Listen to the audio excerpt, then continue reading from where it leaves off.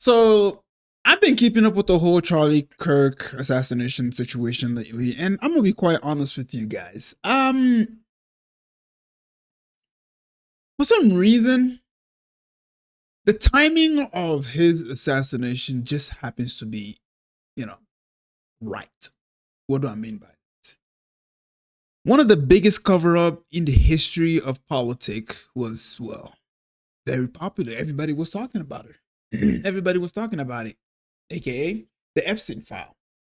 Now, the reason there's a special force out there that has such huge amount of control over the politician here in America is simply because of, well, the Epstein file, and also this special group of people also have nuclear bomb that they also use to threaten, saying that if you don't help us, we're gonna go ahead and use this bomb. And these people don't really give a fuck about anybody.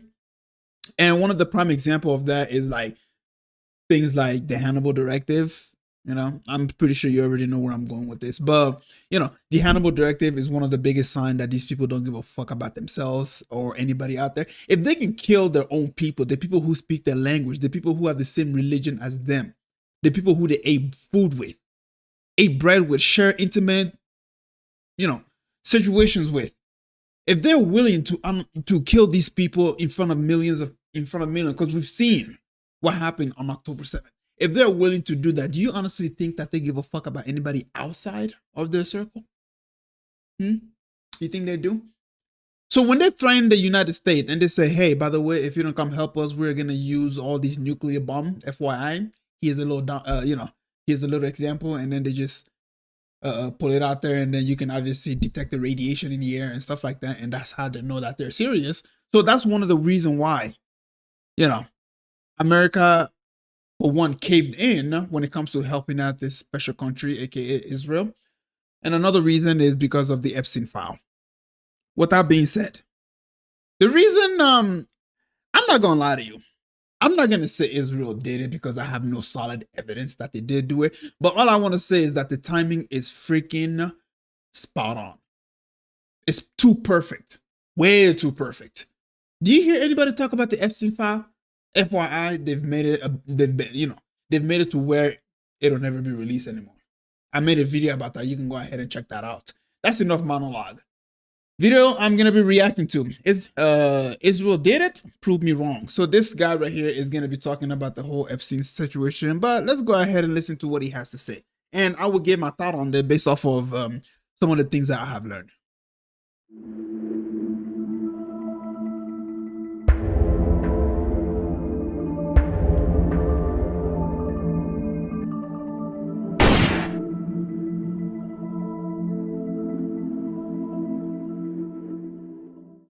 Everybody wants to know, did Israel kill Charlie Kirk? No, don't be ridiculous. A lone gunman did it. Always a lone gunman.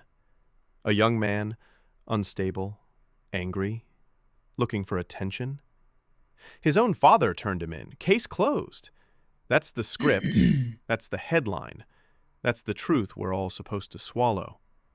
Neat, tidy, packaged, ready to go. But here's the problem. Neat and tidy almost never means true. Every time the story is wrapped up this quickly, you should start sniffing for smoke. And sure enough... No, the story hasn't been wrapped up that quickly. They're still dragging it on and stuff like that. And I genuinely think that they're doing that for a specific reason. Because one thing you will understand is there have been law that has passed that people are not even talking about. For example, did you know that we signed a bill to send $650 million worth of weapons to Israel? You probably didn't know that, did you? Did you also know that it is now illegal for the Pentagon to boycott Israel? You probably didn't know that. Did you also know that, the Epstein file that everybody was talking about to try to release? Yeah, that's never going to be released because they've also banned that as well. Nobody's talking about that. And you know when all that happened? Yeah. If I'm not wrong, it was actually September 11 when they made all that. That's because Charlie Kirk got assassinated on September 10th. September 11, if I'm not wrong, is when they passed all that. So this is what I'm trying to say to you, okay? It didn't just pop out of nowhere. It didn't just like, as soon as Charlie Kirk died, boom, all right, call everybody, get together. All right, what do we need to ban? Come on, Well, it didn't happen like that. They had this plan. They talked about it. They said, hey, this is what we're trying to bend. This is what we got to make sure happen. How do we distract them to make sure they don't talk about this to make it as big as it is? And Lord behold, surprise, surprise, one of the biggest political commentator on September 10th just happens to be assassinated. Exactly what they needed. So I just want to go ahead and say, shit is not adding up. The moment Kirk's body was cold, the whispers began. Israel. Could Israel have had a hand in this? Absurd, they said. Insane, they said. Stupid. Netanyahu himself had to go on live television to shout it down. Twice. And if you saw that interview, you know exactly what I'm talking about. He wasn't calm. He wasn't confident. He was flustered, defensive, repeating himself like a man who knows the rumor cuts too close to the bone. And here's the kicker. On paper, it makes no sense. Charlie Kirk was Israel's guy. He spent years worshiping at their altar. He told students Palestinians don't exist. He smeared critics as radicals, spread their propaganda, flew on their trips, cashed their donors' checks. He said Israel was America's best friend. Over and over. He was loyal. But loyalty in this game doesn't mean forever. Loyalty means obedience. And the second you step out of line, you're not a loyal ally anymore. You're a liability. And Charlie Kirk, America's loudest campus Zionist, made the fatal mistake of asking questions. Epstein? Mossad? October 7th? Gaza? He started inviting Tucker Carlson and Megyn Kelly on stage.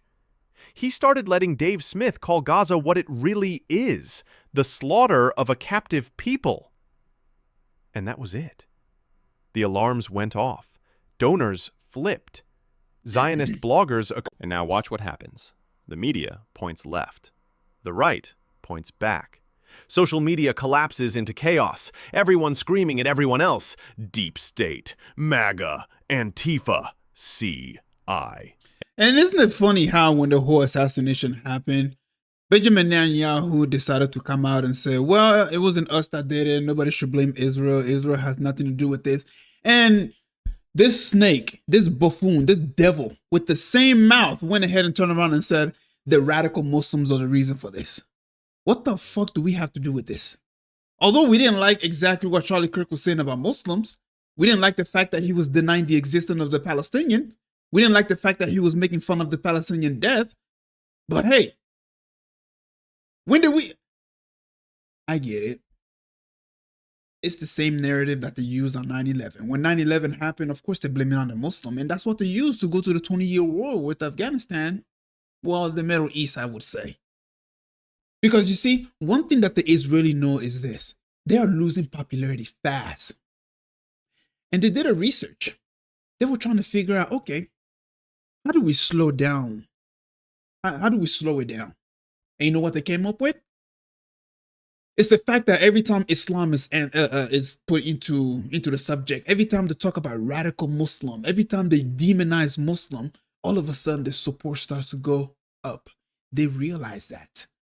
So he understood that, which is why when the assassination happened, instead of, doing what the brain dead idiots here in America do, blame the left, he decided to say, you know what? This is my chance to take advantage of this moment and blame it on the Muslims so that way we can keep getting support. And you got some parrots on the internet literally uttering the same bullshit, even though there's no evidence of that. Two, the guy that you just saw, does he look Muslim to you? Really? A white boy? A Muslim? I mean, if you're going to blame it on a Muslim, at least make it somebody who's brown. You know what I mean? But truth of the matter is this, okay? I genuinely think that something big is coming, something major is coming, because the support for Israel is at all-time low, and they need the support. They need it in order for them to survive. And at this point, it's a matter of time now before everything goes haywire. Other countries have decided to start recognizing the state of Palestine. This, well, This should have been done a long time ago, but it has not been done since 1948. Now they decide to recognize Palestine. Now they decide to recognize the statehood of the Palestinian people when the Israelis have finally put in the final plan to attack the whole Gaza Strip. And right now, nobody's really focused on it. Why? Because of this whole Charlie Kirk situation. People are still talking about it. People are still trying to figure out whether Israel did it or not. And like I said, they are dragging it on for a specific reason. Because the longer they drag this on, the more distracted you're going to be, and the more they're going to continue doing what? Ethnically cleansing the Palestinian, for one. Two, they're going to pass laws that are definitely not going to be in your benefit, that they don't want you to pay attention to. That's two. Three, you're going to keep getting screwed more and more again, and you're not going to know exactly what's going on. Why? Because everybody is talking about Charlie Kirk. I guess you can say that was the distraction that they needed at the perfect time, when their final plan is being put into motion, when countries are recognizing the statehood of Palestine. No one agrees, no one unites, no one looks at the one country that always benefits from division: Israel. Because while Americans lose their minds over Charlie Kirk, Israel is still in Gaza, still bombing, still starving children, still bulldozing homes. Business as usual. That's the genius of it. They don't even have to deny it convincingly. Netanyahu just shrugs and says, "Stupid, absurd," and that's enough. Because the real trick isn't to prove innocence. It's to stir the pot so no one cares. And boy, did it work. So let's ask the old Latin question. Cui bono? Who benefits? Not the shooter, not his father, not America. The people who benefit are the same people who always benefit. The same people who suddenly don't have to worry about 3,500 campus chapters shifting against them. The same people who saw Kirk's hesitation as a threat, because if Charlie Kirk, their golden boy, could doubt, then every conservative student in America could doubt too. That's the nightmare scenario. And what happened right after his death? Shapiro stepped up, ready with his new tour. Donors stopped complaining. Turning Point USA suddenly had new handlers. The machine didn't miss a beat. The blood wasn't even dry before the replacement program was rolling. But hey, remember, it was a lone gunman. Always a lone gunman. Isn't it amazing how the lone gunman always seems to clear the field for the most powerful people alive? Kennedy, King, Malcolm, now Kirk. Just random nobodies with perfect timing, doing the dirty work history demands. Nothing suspicious here. And while Americans rage at each other, left versus right, MAGA versus woke, CIA versus deep state, Israel carries on like nothing happened. Bombing hospitals, cutting off water, starving. So, no, Israel didn't kill Charlie Kirk. Don't say that. Don't even think it. It's absurd. It's insane. It's stupid. Just a coincidence that he broke ranks and then got silenced. Just a coincidence that his enemies are smiling now. Just a coincidence that while America tears itself apart over conspiracy theories, Israel keeps winning in Gaza. That's the beauty of it. You don't have to believe they pulled the trigger. You just have to look at who's still standing, still bombing, still collecting checks, while the rest of us drown in outrage. And when you do, the picture gets very clear, very fast. But yeah, and there's one thing that I want to go ahead and end it off by saying this. What if this was this? I might sound very stupid when I say this, but maybe I might be able to elaborate a little bit more for you to understand. What if this was a human right in front of our own eyes? Because you gotta understand something, okay? Devil worshippers, this is how they operate. In order for them to get favor from the devil, in order for them to get power, in order for them to get benefit from something, it depends on how big it is. And the bigger it is, the bigger the sacrifice needs to be. You can't just go ahead and, unalive a chicken and then hope that a whole country collapse because you wish for it. You can't just go ahead and, do something simple. No. It needs to be big. It needs to be very, very spectacle. You get what I'm saying? Charlie Kirk was big. Charlie Kirk was very, very popular among the American youth.